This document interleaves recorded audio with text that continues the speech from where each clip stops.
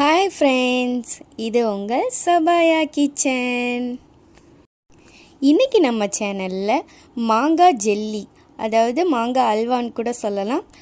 அதுக்கு முன்னாடி நம்ம சேனலை புதுசாக பார்க்குறீங்கன்னா சப்ஸ்கிரைப் பண்ணி பெல் பட்டனை கிளிக் பண்ணி ஆல் கொடுங்க. நான் போடுற புது டிஃப்ரெண்ட்டான வீடியோஸ் எல்லாமே உங்களுக்கு உடனே வரும்.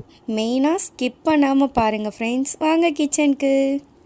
இப்போது இந்த ஜெல்லி செய்கிறதுக்கு தேவையானது மாங்காய். ஒரு பெரிய மாங்காயில் தோல் ரிமூவ் பண்ணி பாதி மாங்காய் தான் நான் எடுத்திருக்கேன், இந்த மாதிரி குட்டியாக கட் பண்ணி.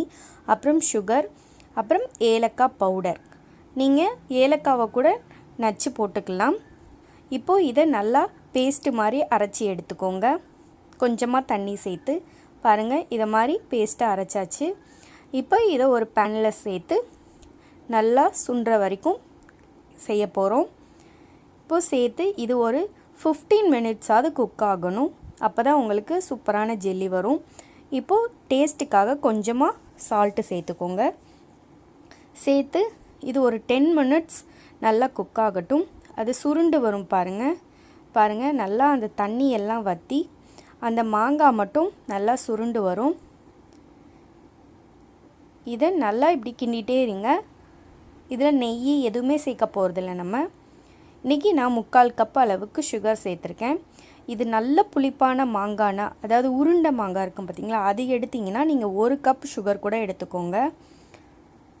ஏன்னா அந்த புளிப்புக்கு ஏற்ற மாதிரி நம்மளுக்கு இனிப்பு இருந்தால் தான் அது நல்லாயிருக்கும், புளிப்பும் இனிப்புமா. பாருங்கள், அந்த சுகர் கரைஞ்சி நல்லா சுருண்டு வரணும், அல்வா மாதிரி. ஒரு 15 மினிட்ஸாவது குக் ஆகணும். டோட்டலாக 20 மினிட்ஸ் 25 மினிட்ஸ் குக் ஆகணும். அப்போ தான் உங்களுக்கு அது செட் ஆகிறதுக்கு நல்லாயிருக்கும். பாருங்கள், 15 மினிட்ஸ் ஆயிடுச்சு. எப்படி நல்லா சுருண்டு வந்திருக்கு பாருங்கள். அந்த புளிப்பு இனிப்போடு இதை நீங்கள் வீட்டில் செஞ்சு கொடுத்தீங்கன்னா டேஸ்டியாக சூப்பராக இருக்கும்.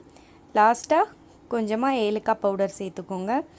அதையும் சேர்த்து நல்லா மிக்ஸ் பண்ணி எடுத்துக்கோங்க. பாருங்கள், 20 மினிட்ஸ் ஆயிடுச்சு. நல்லா சுருண்டு வந்துருச்சு. இப்போ ஆஃப் பண்ணிடலாம். கொஞ்சமாக எடுத்துருக்கனால உங்களுக்கு 20 மினிட்ஸ் போதும். இந்த மாதிரி ஒரு சில்வர் பிளேட்டில் கீ தடவிக்கோங்க. கொஞ்சம் பெரிய பிளேட்டாக இருந்தால் கூட பரவாயில்ல.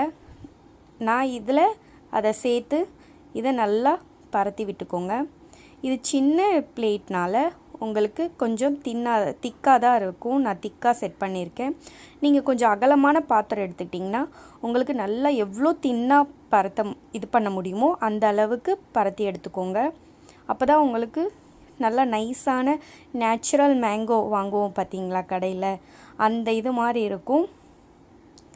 இப்போது இதை நல்லா செட் பண்ணியாச்சு. இதை 2 நாள் நல்ல வெயிலில் வச்சு எடுக்க போகிறோம்.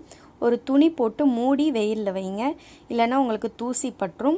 ஸோ அதனால் நல்லா ஃபுல்லாக கவர் பண்ணிவிட்டு இதை ஒரு 2 நாள் நல்ல வெயிலில் வைங்க.